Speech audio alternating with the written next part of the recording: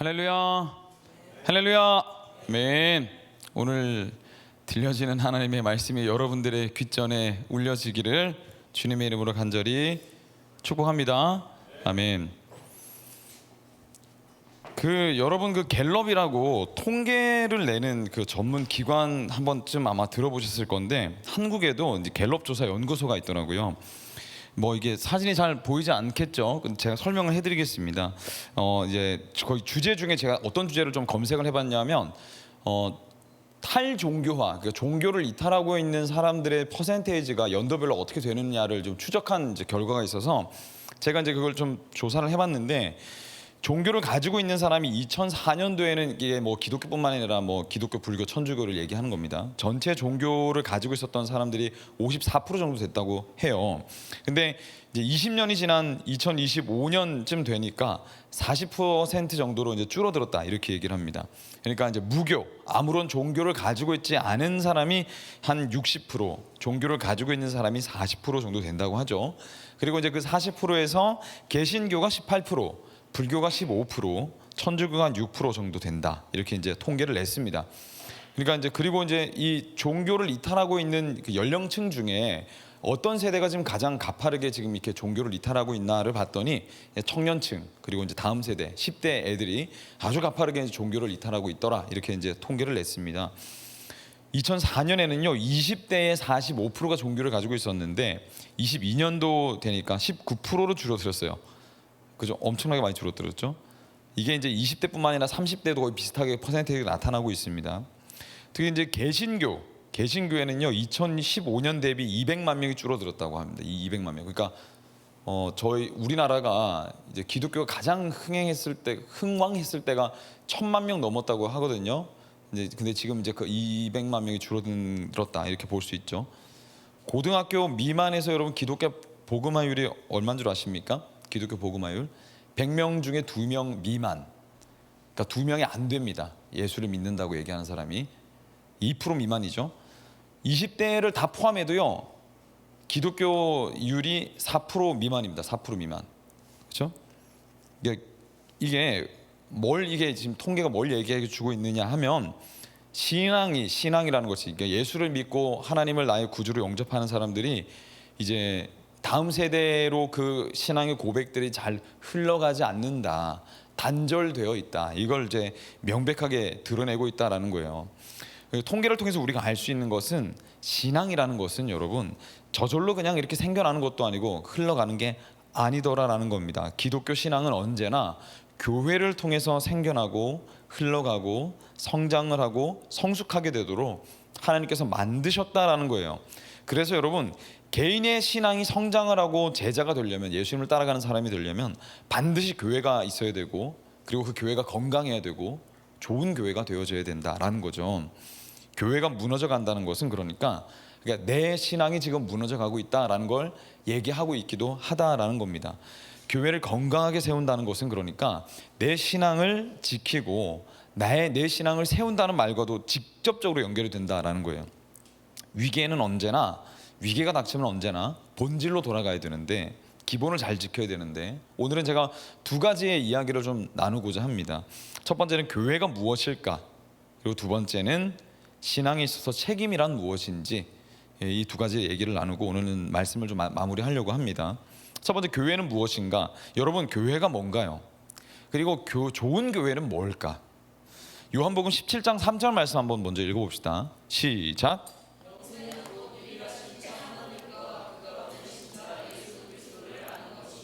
네, 요한복음 17장 3절에 보니까 영생이 뭘까? 영원히 사는 것, 구원을 얻은 하나님의 백성이 된다는 것은 먼저는 하나님을 아는 거다. 하나님을 안다라는 거 할 때, 안다는 야다라는 의미로, 그러니까 하나님의 모든 걸 내가 다 안다, 경험했다, 이걸 의미하는 거죠. 인격적 관계를 가지게 됐다. 시편 133편에 보면 영생이란 단어를 또 다른 의미로 얘기를 하고 있거든요. 한번 읽어봅시다. 다윗의 시 곧 성전에 올라가는 노래는 읽지 마시고요, 보라부터 읽으시면 됩니다. 시작.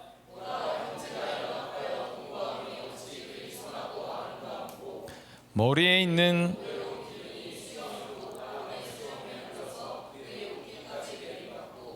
헐몬의 이슬이 거기서 요하겠습니다. 요한복음에 보니까 영생은 하나님을 아는 것이라고 했고요. 시편에 보니까 영생은 형제가 동거하여 연합함이다 이렇게 얘기를 했습니다. 그렇죠? 그러니까 하나님을 아는 것이 구원이다, 영생이라고 얘기를 하는데, 영생은 동일하게 형제가 연합해서, 그러니까 예수 그리스도를 나의 구주로 영접한 성도들이 서로 연합하는 것이 곧 또 영생이다, 이런 얘기를 했다는 거예요. 그러니까 하나님을 아는 자, 그리고 알기를 갈망하는 자가 성도고, 그 성도들이 서로 연합한 교회를 이룰 때 그곳에서 하나님께서 말씀하시는 참된 구원이 일어나고, 우리는 영생을 내 개인의 구원이라고도 말을 하지만 공동체적 구원을 얘기하기도 한다, 이렇게 이제 풀어낼 수 있다는 겁니다. 그러니까 교회와 개인은요, 불가분, 나눌 수가 없다는 겁니다. 우리가 하나님을 정말로 알고 영생을 얻어 구원을 얻게 되면 우리는 자연스럽게 교회를 이루게 된다라는 거예요. 여러분, 여러분의 그 기도 제목이 다들 있으시잖아요, 그렇죠? 하나님께 기도하는 기도 제목들이 다 있을 건데, 이제 여러분 평소에 자주 하는 기도 제목을 한번 떠올려 보십시오. 머릿속에 떠올려 보세요. 한 5초 시간 드리겠습니다. 아주 익숙한 기도 제목들 다 있으시죠? 1, 2, 3, 4, 5 됐어요. 여러분은 어떤 기도 제목 가지고 보통 기도하십니까? 자, 그 기도 제목을 가지고 이제 상상을 해보는 겁니다. 상상을 해보는 거예요. 관악산에 절이 있습니까? 모르겠어요. 어쨌든 자, 관악산에 절이 있다고 치고 절로 갑시다. 저 절로 간다고 생각해 보세요. 절에 이제 대웅전이라고 합니까? 자, 들어갔어. 저 불경하지만 들어갔다 생각하세요. 자, 108배를 한다고 생각합시다. 108배 하면서 여러분의 기도 제목을 108배를 하면서 한다고 생각해 보세요. 어색하십니까? 자연스럽습니까? 우리가 하나님을 정말 알고 그리스도인이 되었다면 그 뒤로 생겨나는 전형적인 욕구가 하나 있어요. 그게 뭐냐면 하나님을 닮고 싶고, 하나님을 알아가고 싶고, 그 안에 거하고 싶다는 겁니다. 그러니까 하나님 자체에 대한 생각이 들어오기 시작을 해요. 영생을 얻게 되면, 구원을 받게 되면. 하나님을 알기 전에는요, 로마서에서 말씀하고 있듯이 하나부터 열까지 모든 것이 다 나로부터 시작합니다. 그러니까 철저히 자기중심적이라는 거죠. 기도 제목이 어떤가요? 여러분, 기도 제목 우리가 보통 어떤 기도합니까? 하나님 취업 잘 되게 해주세요, 건강하게 해주세요, 우리 가족 잘 되게 해주세요, 잘 살게 해주세요, 돈 많이 벌게 해주세요, 성공하게 해주세요 라는 이 기도 제목들은요, 절에 가서 108배 하면서 절에도 똑같이 할 수 있어요. 거기서 이루어질 수 있다는 거지, 그렇죠? 근데 기독교와 타 종교를 나눌 때 가장 차이가 나는 전형적인 차이점이 뭐냐면, 그 내가 믿는 신앙의 대상에 대한 욕구가 생긴다는 겁니다. 더 알고 싶고, 만나고 싶고, 누리고 싶고, 맛보고 싶다. 하나님을 통해서 내 뜻이 이루어지길 원한다에서요, 초신자는 그럴 수 있는데 신앙의 깊이가 더해져가면 나를 통해서 하나님의 뜻이 이루어지길 원합니다 라는 기도 제목으로 점점 전환되기 시작하는 겁니다. 기도 제목의 퍼센테이지가 점점 그렇게 바뀌어져 간다는 거예요. 바뀌어져 간다. 이전에 관심이 하나도 없었던 거룩, 경건, 내가 거룩하고 싶고 이제 정말 하나님 닮아가고 싶다라는 욕구가 생겨나기 시작을 합니다. 이게 신앙의 연차가 점점 더 늘어갈수록 하나님께서 원하시는 걸 나도 원하는 상태가 점점 더 마음의 퍼센테이지를 점점 많이 차지하기 시작을 해요. 이런 우리가 함께 모여서 하나님을 예배하고 공동체를 이루어야 되겠다, 교회를 이루고 싶다는 욕구가 더불어 생겨나는 곳이 교회다, 거룩함을 입고 하나님 만난 자들에게서 나타나는 현상이다 라는 겁니다. 모태신앙 다시 시작하기라는 책, 제가 언제 한번 소개시켜 드린 적이 있었던 것 같은데 한번 꼭 읽어보시길 바랍니다. 이건 특히 모태신앙인 친구, 우리 청년들은 꼭 한번 읽어봐라. 꼭 한번. 거기를 보면요, 이 책에서 나오는 전체적인 전체 주제가 뭐냐면, 당신 정말로 구원을 받았습니까? 로부터 시작을 합니다. 세 가지 질문을 던지는데 이게 진단 질문이거든요. 내가 정말로 구원을 얻었는지 얻지 못했는지에 대한 진단을 할 수 있도록 안내하는 질문이 세 가지가 있는데 제가 한번 가져와 봤어요. 첫 번째 질문, 구원이 없는 인생은 그 어떤 것을 가지고 있더라도 비참하다는 것에 동의하시나요? 이게 첫 번째 질문입니다. 여러분 한번 마음속으로 대답을 해보세요. 구원이 없는 인생, 하나님으로부터 영생이 주어지지 않는 인생은 그거 외에 다른 어떤 것을 내가 무한대로 가지고 있다 하더라도 비참하다는 것에 동의를 하시는가? Yes or no죠. 우리 형제들 한번 생각해 보세요. 내가 이제 변우석이 될 수 있어. 하나님이 내 얼굴과 키와 모든 조건을 변우석으로 바꿔주신다. 할렐루야. 아이고 가슴이 뛰죠 여러분. 그런데 앞으로 다시는 평생 교회를 나갈 수 없고 하나님을 믿을 수조차 없다라고 했을 때, 삼성 이재용 회장의 아들로 태어난다고 하는데 신앙생활을 할 수 없다고 했을 때 내가 그걸 선택하지 않겠노라. 그럴 거면 나는 하나님을 선택하겠노라 라고 할 수 있는지예요. 이 질문은. 예. 여기서 여러분 망설인다든지 머뭇거린다면 아직 구원이 뭔지를 잘 모른다는 겁니다. 두 번째 질문, 당신의 삶에 일어난 모든 일 중에 구원이 가장 감사한 일인가요? 한번 이제 예스올로 생각해 보는 거죠. 형식적으로 말고, 모태신앙은 이게 굉장히 자연스럽게 잘할 수 있거든요. 이런 질문 나오면 오케이 예스. 그거 말고 깊이 생각해 보라. 그런 거 있잖아요 여러분. 내가 그날 그날 선택을 하지 않았다면 했을 때, 혹은 내가 정말 그때 그렇게 선택하기를 천만다행이다 라고 가슴을 쓸어내리는 그 감정이 구원에 대해서 일어난 감정과 연결된다는 겁니다. 내가 만약 그때 하나님께서 나를 부르셔서 수련회에 와서 어떤 집회 때, 내가 그 예배 때 내가 하나님을 만날 수 있는 그 환경이 주어지지 않았다면 나는 지금 어떻게 살고 있었을까? 내가 그때 주님 앞에 나와서 주의 말씀을 듣고 주님을 믿게 된 것이 나에게 너무 잘한 선택이다. 이런 감정들 있잖아요. 우리 가족 다 건강하게 해주셨고, 사업이 대박을 치고 직장 취업의 그 높은 벽을 넘어서 취업에 성공을 했는데 그 어떤 것도 내가 얻은 구원만큼은 감사하지 못하다. 내가 얻은 구원이 내 인생에서 가장 잘한 선택이고 가장 귀한 고백이다 라는 것이 고백되어진다면, 그것을 잊지 않는다면,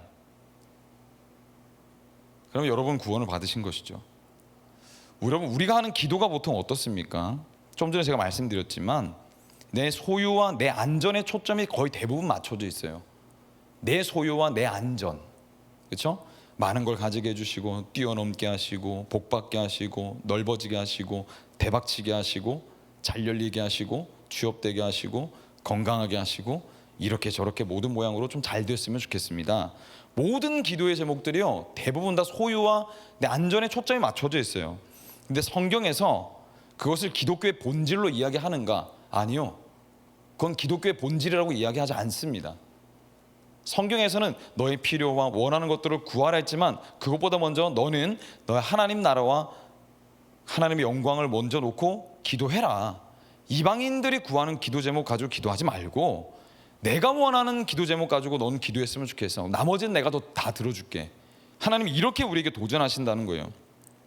구원에 대한 감사, 다른 어떤 것보다 내가 하나님을 알고 믿게 돼서 그게 너무너무 내가 감사하다라는 그런 고백이 없다면, 구원에 대해서는 생각할 때 뭐 그래 감사하지, 뭐 주님 나 살려주셨지, 그렇지, 십자가 지셨지, 오케이, 그 나 배워서 알지, 감사하지, 뭐 감사하지 그냥, 이런 마음이라면, 그래서 뭐 내가 예배는 좀 나와야 되겠고, 그치, 그래도 내가 명색이 모태신앙인데 그래도 뭐 주일날 이렇게 뭐 오후 2시 한 15분쯤이라도 내가 와야지 라는 생각을 하고 있다면, 그래도 내가 뭐 신앙 한 20년 그래도 내가 예수 믿었는데 그래도 뭐 찬양팀 싱어는 한번 하고, 그래도 내가 목자는 한번 뭐 3년에 한 번 정도는 해야지 라는 의무감만 든다면 그건 구원을 얻었다라고 보기 어렵죠. 세 번째 질문 한번 가볼까요? 구원에 대한 감사 때문에 내가 원하지 않을 때도 하고자 하는 의지가 있습니까? 내가 원하지 않는 때도 하고자 하는 의지가 있는가? 이제 이건 순종의 영역 아닙니까? 내가 원하는 형태의 이웃사랑, 내가 원하는 형태의 하나님 사랑은 누구나 다 합니다. 이건 신앙이 없어도 할 수 있어요. 이건 사실, 그렇죠? 그런데 내가 원하지 않는 대상을 사랑하기로 결단하는 건 신앙이 없으면 못해요. 그건 내가 사랑하지 않는, 도저히 내 스타일에 맞지 않는 그 사람에게 내 마음을 열어서 에너지를 보내고 사랑을 흘려보내는 건 하나님을 만나지 않으면 못합니다. 내 기호와 취향을 넘어서서 뛰어들고자 결단하는 사람은 구원 얻지 않고서는 그렇게 할 수가 없어요. 그 벽을 넘을 수가 없습니다. 그런데 구원을 얻으면 순종하게 돼요. 뛰어넘게 됩니다. 내 취향과 기호를 넘어설 수 있게 돼요. 한 걸음 더 내딛는다는 거죠. 여기도 마찬가지로 여러분, 구원에 대한 감사가 먼저 있어야 이것이 가능하다는 거예요. 여기서 나타나는 기도 제목이 아주 전형적인 기도 제목이 하나 있습니다. 잘 들으세요. 여러분들이 만약에 정말로 예수 그리스도를 만나고 하나님 인격적으로 경험하셨다면 이 기도 제목이 여러분의 기도 제목에 포함되어 있을 겁니다. 주님, 제가 뭘 해드리면 좋을까요? 주님, 제가 주님 위해서 뭘 해드리면 좋을까요? 하나님을 기쁘시게 해드리고 싶다는 마음이 생겨나고 그것이 몽글몽글 피어오르기 시작한다는 겁니다. 그러니까 신앙이라는 건 여러분 의무감이 아니고 자발성이라는 거예요. 자발성. 알고 싶다, 만나고 싶다, 더 와야 봐야 되겠다, 이런 마음들. 그러면 하나님이 부르시고 계시는 겁니다. 그 사람에게 그 영혼을 콜링하고 계시는 것이죠. 누가 여러분 억지로 한다고 해서, 여러분 20살 넘어가면 누가 억지로 이걸 할 수 있어요? 그렇지 않습니까? 억지로 하게 할 수 있는 방법은 하나 있어요. 제가 잘 알고 있는 기술이 하나 있어.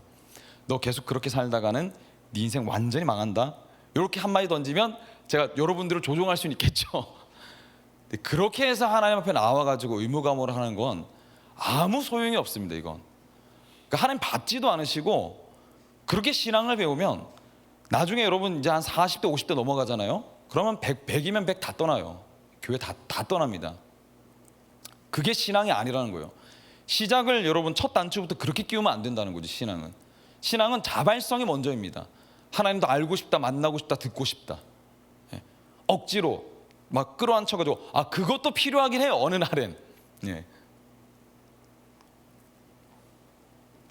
이런 거 저런 거 해야 된다, 하지 말아야 된다, 이걸 듣는 것은 사실 여러분 의무감으로 시작하는 신앙생활은 사실 이미 이제 신앙이 사그라들고 있다든지 뭔가 문제가 생겼다라는 거예요.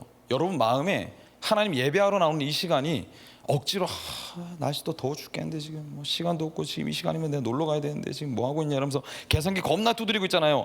이미 신앙이 좀 빨간불이 들어왔다는 거예요. 그거.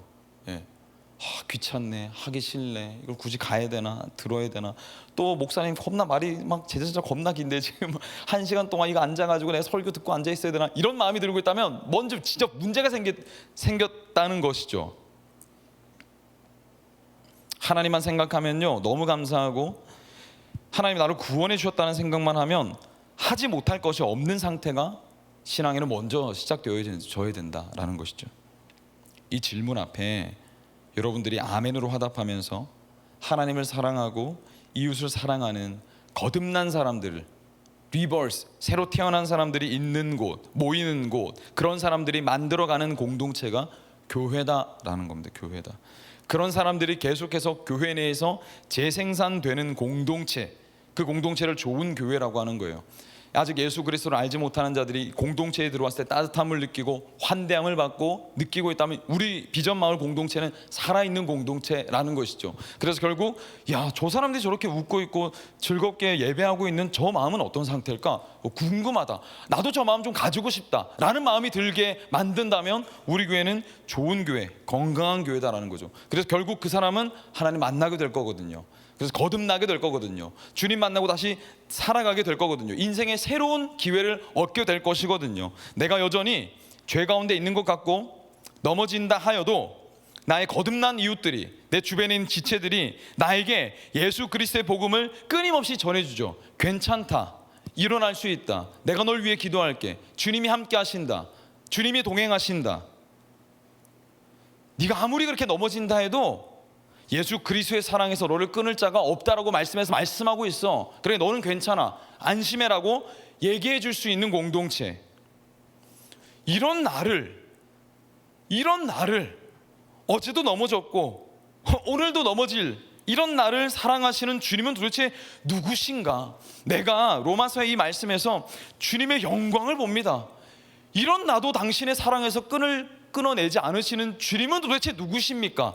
이런 고백들이 우리 공동체에서 넘쳐나고 있다면 우리 교회는 좋은 교회다라는 것이죠. 이런 얘기를 확신 있게 내 지체에게 얘기해 줄 수 있다면 우리 교회는 건강한 교회다라는 것이죠. 그렇죠. 건강한 교회는요, 철저히 나에게서 하나님에게로, 나에게서 이웃에게로 시선이 전환된 사람들이 늘어가는 곳, 그것이 교회다라는 겁니다. 그런데 여러분, 이런 나에게서 이웃에게로 시선이 전환된 사람에게서 나타나는 특징이 하나 있습니다. 이제 설교 시간이 얼마 남지 않았네요. 그것이 바로 책임감입니다. 책임감. 두 번째, 책임지는 삶을 사셔야 되는데, 신앙에서 여러분, 제가 아직 느헤미야를 언급조차 하지 않았죠. 이제 두 번째 대지에서 나올 겁니다. 신앙에서 제일 이상한 말이 뭔 줄 아세요, 여러분? 다 필요 없고 나 그냥 혼자 신앙생활 하고 싶다. 이 말, 이건 기독교에서는 성립이 될 수가 없는 불가능한 말입니다.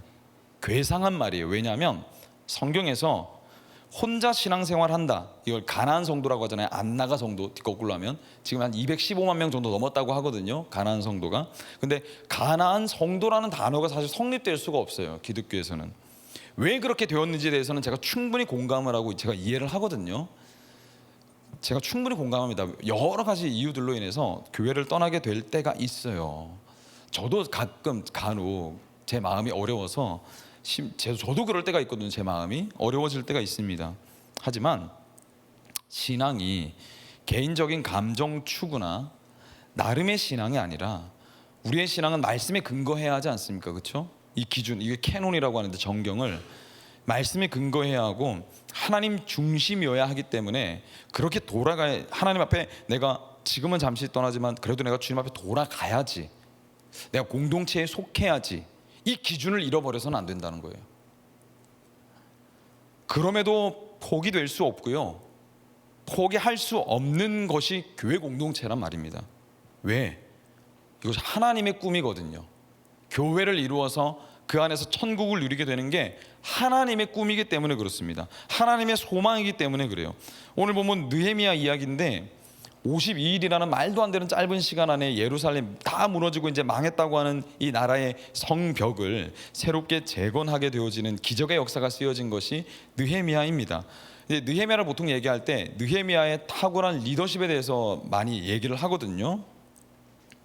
근데 느헤미야의 리더십을 다룰 때에 빠질 수 없는 핵심 요소가 하나 있어요. 그게 느헤미야는 책임질 줄 아는 사람이었다라는 겁니다. 책임질 줄 아는 사람. 타인의 아픔에 공감을 하고 관심을 가지고 책임을 함께 지는 사람이었다. 제가 첫 번째에서 말씀드렸던 것처럼 거듭난 사람에게서 나타나는 특징을 고스란히 모두 다 가지고 있습니다. 느헤미야가 여러분, 우리가 알다시피 유대인 이스라엘 사람이거든요. 혈통은 그렇습니다. 그런데 사실 이스라엘과 별로 상관없는 사람이었어요, 느헤미야는. 왜? 포로 2세대에서 3세대 정도의 사람으로 얘기를 하는데, 포로 2세대가 넘어가기 시작하면 나라가 망해가지고 바벨론으로 끌려간 사람들을 얘기하거든요. 그러니까 이 바벨론 땅에서 태어난 사람들입니다, 포로 2세대들은. 그러니까 귀동량으로 예루살렘이 어떻더라라는 거는 아버지 어머니한테 듣긴 들어요. 그런데 사실 그 땅이 나하고는 별로 상관이 없는 사람들을 얘기하는 거죠. 그런데 되게 오묘한 게 느헤미야 1장 2절로 4절 말씀 보면 이렇게 얘기합니다. 우리 한번 한 목소리로 읽어볼까요? 시작.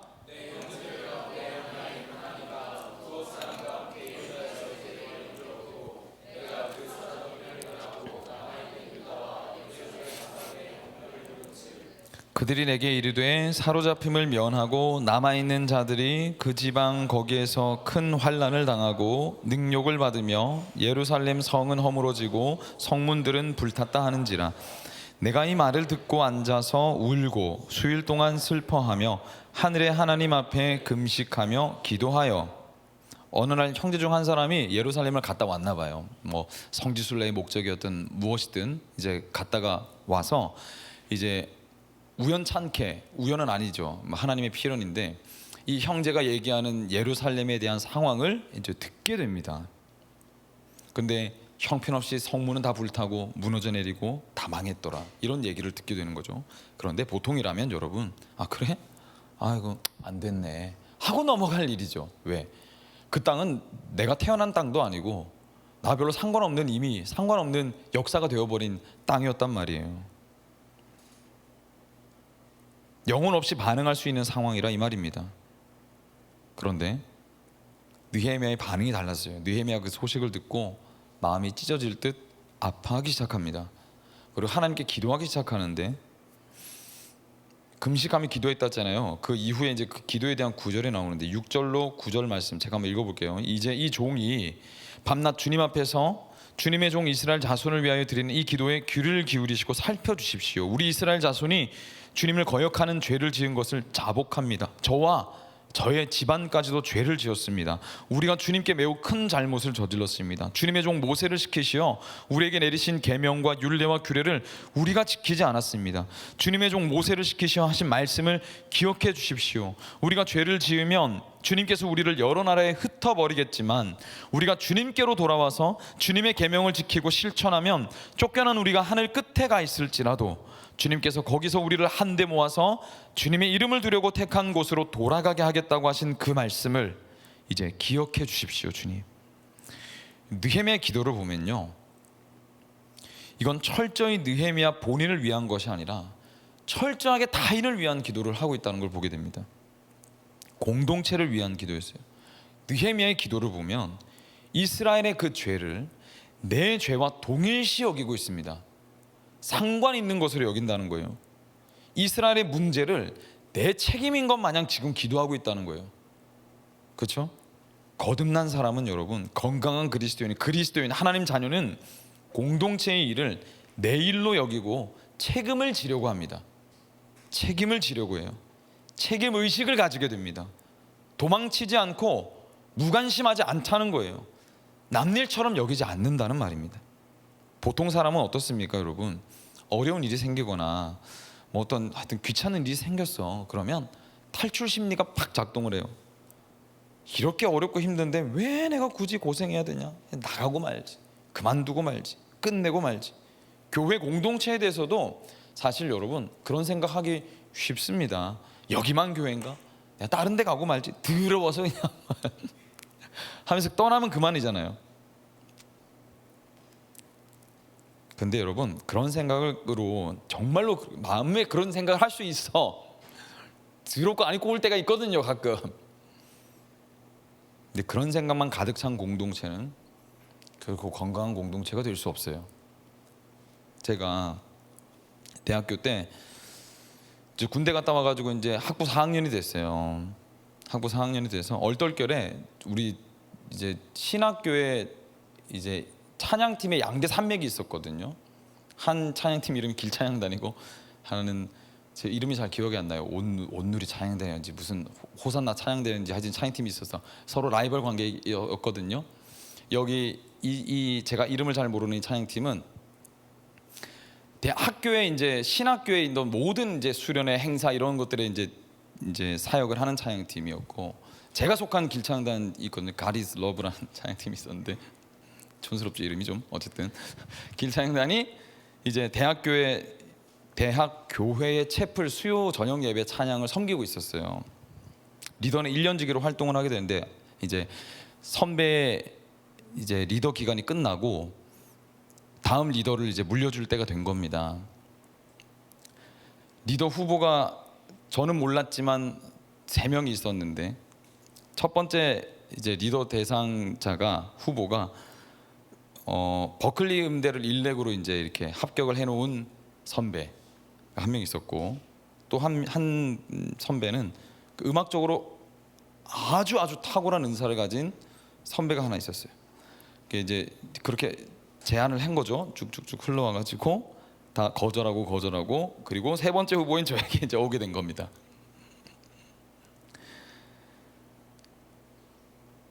그 다윗 왕이 됐을 때 상황을 아시죠? 제일 키도 작고 별로이고 볼품없고 아무것도 아닌 사람, 제가 이제 마치 그런 사람이었던 거죠.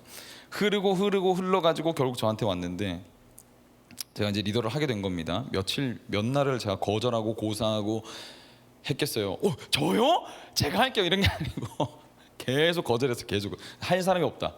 그래서 이제 리더를 맡게 됐죠. 그런데 하필은 그때 찬양팀이 생긴 이래 가장 큰 위기가 닥친 때였는데 찬양팀이 이제 공중 분해될 위기에 처했던 거죠. 여러분이라면 어떻게 하시겠습니까? 그만두고 공중 분해되면 그만이라고 혹시 생각하시나요? 저는 그때 무슨 생각이었는지 모르겠지만 찬양 인도는 다 뒷전으로 몰아놓고 매일마다 기도실에 박혀서 기도했어요. 찬양팀 좀 살려달라고. 찬양 인도하는 1년 동안 찬양은 거의 못했습니다. 제가 제 목소리로 불렀던 적이 없었고 목이 쉬어서 가사만 인도하고 싱어들은 다 맡기고 그냥 찬양 인도했었어요. 인도만. 근데 제 인생에 가장 많은 기적을 경험했고 찬양팀이 회복되어지고 말로 날 수 없는 예배 가운데 은혜가 부어졌던 때가 바로 그때였어요. 뭐 얘기하면 제 자랑만 될 것 같으니까 이건 삭제하고, 제가 그때 감사한 게 뭐냐면요, 제가 만약에 그때 계산기 두드리면서 어쩔 수 없네 하면서 그냥 포기하고 부담된다면서 제가 도망쳐 버렸다면 찬양팀이 공중분해 됐던 건 물론이었겠거니와, 물론 하나님은 역사하실 수 있으셨겠죠. 하나님과 저만의 은혜의 추억을 제가 쌓을 수 없었을 겁니다. 기도하면 절대 망하지 않는다는 거예요. 기도하면 하나님이 책임지신다는 거죠. 포기하지 않으려고 했고 기도한 것밖에 없었고 제가 한 건 그 자리를 지키는 것이었는데 하나님은 그 위에 제가 할 수 없는 은혜를 베풀어 주신 것입니다. 조던 피터슨이라고 여러분 잘 아실 거예요. 심리학자로 유명하신 분이죠. 최근에 이제 기독교로 전향하셨는데 개종을 하셨죠. 이분이 어느 날 책임감에 대해서 강연을 하신 적이 있습니다. 요즘 사람들은 권리는 되게 주장을 하는데 책임질 줄은 모른다고 얘기를 해요. 그러면서 하시는 말이 책임을 지고 무거운 삶의 무게를 지고 견디라고 도전을 합니다. 피하지 말고 책임을 지고 무게를 견디고 도전해 보라고. 삶의 의미를 정말 가지고 싶으면 무게를 지고 책임을 지고 견뎌 나갈 때 그 가운데 훈련이 되고 단련이 돼서 성장을 하면서 성취를 맛보고 자신감을 얻게 된다는 거예요. 그렇죠. 아무것도 책임지지 않으려는 사람에게 어떤 성장이 주어질 수 있고 어떤 좋은 인정을 받을 수 있으며 칭찬이 주어지겠느냐는 겁니다. 보통 우리가 칭찬을 받거나 인정을 받을 때는 언제던가요? 내가 하겠다고 하고 부딪히고 견디고 뛰어들고 감당을 할 때 인정받고 칭찬받고 경험을 쌓아 자신감을 가지게 되는 겁니다. 이건 삶에서나 신앙에서나 직장에서나 교회에서도 마찬가지입니다. 어렵다고 힘들다고 그 자리를 벗어나기만 해서는 아무런 일도 일어나지 않는다는 거예요. 여러분 각자의 상황이 제가 어떤지 잘 모릅니다. 그러나 하나님이 하시는 말씀으로 들으세요. 제가 어떤 상황을 겪고 있는지 몰라요. 여러분 정말로 피치 못해서 내려놓아야 될 상황이 있을지 모릅니다. 그렇죠? 그렇지만 하나님이 하시는 말씀으로 한번 들어보세요. 느헤미야를 읽어보시면 알겠지만 느헤미야가 성벽을 재건하려 할 때에 탄탄대로가 열리고 막 길이 열려가지고 하나님이 열어주시고 기적을 부어주시고 그런 일 없었어요. 수많은 사람들이 방해했습니다. 모함하고 그리고 죽이려고 했고 덫을 파놓았고 함정을 파서 넘어질 뻔한 일이 수십 번이었습니다. 그게 기본 탑재였어요. 근데 느헤미야가 그 자리를 지켰습니다. 그럼에도 하나님을 포기할 수 없고 그럼에도 이스라엘 백성들을 포기할 수 없었던 거죠. 우리도 그렇지 않습니까, 여러분? 여러분 하나님 포기할 수 있으십니까? 여러분 만난 하나님 포기할 수 있으세요? 그럼에도 하나님을 포기할 수 없고 그럼에도 이스라엘 백성들을 포기할 수 없는 겁니다. 우리도 마찬가지죠. 그럼에도 하나님을 포기할 수 없는 것이고 그럼에도 주님 주신 자리를 포기할 수 없는 거예요. 여러분 우리가 착각하지 말았으면 좋겠는데 신앙생활 하면서 리더를 맡고 어떤 중직을 맡아서 책임을 지고 자리를 지킨다는 것은 여러분 의무감으로 하는 거 아닙니다. 할 사람이 없어서 맡겨지는 게 아니에요. 그 책임을 진다는 것은 복음에 대한 반응인 겁니다. 나를 살리시고 나를 포기하지 않으시고 나의 영생을 나의 자격 여하와 관계없이 책임지신 그 사랑이 고맙고 때로는 너무 놀랍고 경이로워서 그 영광 앞에 내가 압도됨으로 말미암아 내가 자발적으로 주님의 책임을 저도 나누어지길 원합니다 라는 마음으로 그 자리에 앉아 있는 거죠. 주님, 제가 지금 눈으로 보는 우리 교회는 엉망이고 질서도 없고 제대로 된 게 하나도 없는 것 같지만 그럼에도 불구하고 주님이 저에게 보여주신 교회의 모습을 여기서 제가 꿈꿉니다 라면서 나아가는 것이죠. 제가 살고 있는 이 상황이 제가 원하는 대로 되는 것이 아무것도 없는 것 같지만 그럼에도 불구하고 주님이 제 인생을 그 자리 가운데 이 삶의 여정 가운데 보내셨다면 주님, 저는 주님이 일하실 것을 꿈꿉니다 라는 마음으로 하루를 살아내는 것이죠. 내려놓을 때가 있어요. 하지만 도망치지 말아야 될 때가 있습니다.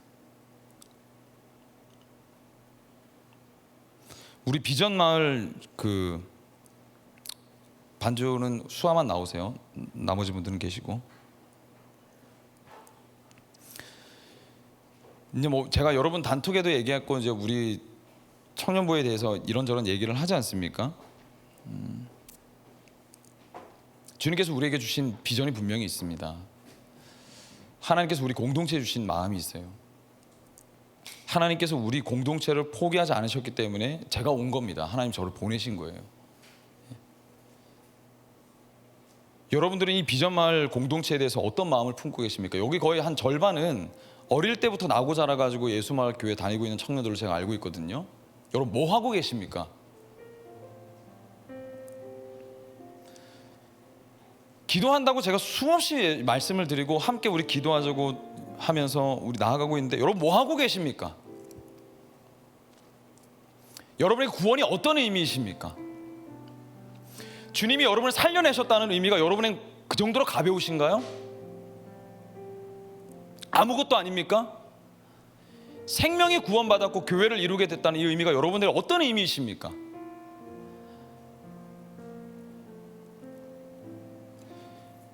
이렇게 비천한 나를 영광스럽게 대해주시는 하나님을 영광스럽게 하기 위해서 우리는 주님이 부르신 자리로 나아가는 거예요. 나를 믿음에서, 신앙생활에서, 교제에서, 감당해야 되는 자리에서 열외시키지 않는 것, 나를 열외시키지 않는 것, 그 자리로 나아가는 것. 미국의 여러분 중년들이 지금 마약 중독에 어마어마하게 쩔어 있거든요. 가장 큰 이유 중에 하나가 뭐냐면 실직하게 되면 중독으로 가게 된다면 100이면 100. 왜? 썰매개가 썰매를 끌어야 되는데 끌 썰매가 사라지게 되니까 삶의 의미를 잃어버리는 거예요. 삶에서 얻는 기쁨은 뭐냐면요, 의외로 아무것도 하지 않을 때가 아니라는 거예요. 감당해야 될 것들을 최선을 다해 목숨을 걸고 감당할 때 삶의 의미를 찾고 행복을 누리고 기쁨을 누릴 수 있게 된다는 겁니다. 뭐가 잘못돼도 한참 잘못됐어. 파이어족 뭐 아무것도 안 하고 일 안 하면서 사는 것, 그게 여러분 정말로 행복할 것 같으십니까? 인생의 시간을 청년의 때 최대한 빨리 자유해가지고 아무것도 하지 않고 내가 원하는 대로 사는 그 삶이 정말 여러분 행복할까요? 주님은 여러분을 그렇게 짓지 않으셨고 그렇게 부르지도 않으셨어요. 여러분 뭔가를 하고 계셔야 합니다. 뭔가를 책임지셔야 돼요. 뭔가를 감당해내셔야 합니다. 거기에서 성장이 있고 발전이 있고 성숙이 있고 성장이 있다는 거예요. 아무것도 하지 않으려고 하지 마십시오. 책임을 지고 감당하셔야 돼요. 무엇이든 주님 부르신다면 그 자리에서. 조던 피터슨 이분이 한 이야기 중에 이 이야기를 끝으로 제가 설교를 마치려고 합니다. 그 심슨 가족 이야기 여러분 다 아시죠? 심슨. 저 이제 심슨 중에 제일 첫 나와 있는 머리가 없으신 저 친구, 저분 호머 심슨인데 아버지잖아요. 이 가정을 책임지는 아버지. 이 애니메이션의 가장 중심축 중에 한 사람입니다. 애니메이션을 보면요, 호머 심슨 이 캐릭터의 특징이 뭐냐면 뭘 해도 안 돼요. 마이너스의 손이 아니라 마이너스의 손입니다. 하여튼 뭘 손만 댔다면 사고를 치고 안 되고 사고가 터지고 막 이러거든요. 호머 심슨에게서 나타난 특이점이 하나 있어요. 그게 뭐냐면 그렇게 실수도 많고 탈도 많고 끊임없이 사고를 치고 때로 풀이 죽기도 하고 좌절하기도 하고 때로 남모르게 울기도 하지만 절대 가족을 포기하지 않는다는 겁니다. 못하고 죽을 쓰고 실패를 해도 가족을 버리지 않아요. 끝까지 그 가운데서 책임지려고 합니다. 가족에게 헌신하려고 해요. 그래서 여러분 호머 심슨 이 캐릭터가 그럼에도 불구하고 존경을 얻는다라는 거죠. 무너지면 무너진 대로, 실패하면 실패한 대로 책임을, 가족을 위해 책임을 지고 견디기로 늘 선택한다는 겁니다. 조던 피터슨이 이렇게 정의를 해요. 호머 심슨은 신성한 바보, 거룩한 바보라고요. 제가 이 단어에 제 시선이 멈추고 마음이 멈췄어요. 다른 의미로 이 단어에 가장 잘 어울리는 한 분을 제가 너무 잘 알고 있거든요. 우리를 위해 기꺼이 가장 바보 같은 십자가를 지신 예수 그리스도. 그리스도께서는 우리를 가족 삼으시기를 선택하시고 그 뒤로 한 번도 우리를 포기하거나 책임을 회피하신 적이 없으십니다. 그는 인생의 가장 절망적인 실패를 우리를 위해 선택하셨어요. 누구도 지지 않으려는 책임을 지셨고 저주의 십자가를 우리를 위해 묵묵히 지셨습니다. 예수 그리스도께서 십자가를 지셨다는 것은 여러분, 내 인생에, 우리 인생, 여러분 각자의 인생에 지울 수 없는 가장 큰 어둠, 죄, 저주를 책임지셨다는 것을 말합니다. 그래서 이제는 내 책임이 전가됐다는 거예요. 내가 도저히 감당할 수 없는 책임을 예수 그리스도께서 대신 지셨다는 것을 말하는 겁니다. 그렇죠. 우리는 느헤미야를 통해서 우리를 책임지신 가장 고귀한 예수 그리스도의 영광을 엿보고 있는 것입니다. 책임을 진다는 것은 우리가 거듭났다면, 우리가 주님의 사람이 되었다면 가장 영예롭고 고귀한 일이라는 사실을 기억하시기를 축복합니다. 여러분들은 주를 위해 무엇을 책임지기로 결정하셨습니까? 여러분은 주를 위해 어떻게 내 인생을 살기로 결단하신 분들이십니까? 먼저는 여러분, 오늘 아직 예수 그리스도를 잘 모르시는 분이 계시다면, 그런 청년도 계실 텐데, 먼저는 그 사랑에 푹 잠기십시오. 그 사랑을 더 알아가려고 해보십시오. 근데 이미 태어나면서부터 예수 그리스도를 귀에 못이 박히도록 들어서 이미 이런 이야기들 다 알고 있다는 청년들이 계시다면 정신 차리세요. 주님이 여러분을 부르고 계십니다. 감당하라고 하세요. 십자가 져보라고 말씀하십니다. 중직을 맡고 리더를 하고 있는 청년들이 계십니까? 여러분, 함께 십자가 지며 나아갑시다. 함께 웁시다. 함께 걸어갑시다. 오늘도 우리를 감당하시기를, 우리를 감당해내시기를 그 무엇보다, 다른 어떤 것보다 기뻐하시는 그리스도께로 오십시오. 우리 주님 찬양하며 나아갑시다. 이 시간 찬양할 때에 준비하신 예물도 함께 드리도록 하겠습니다.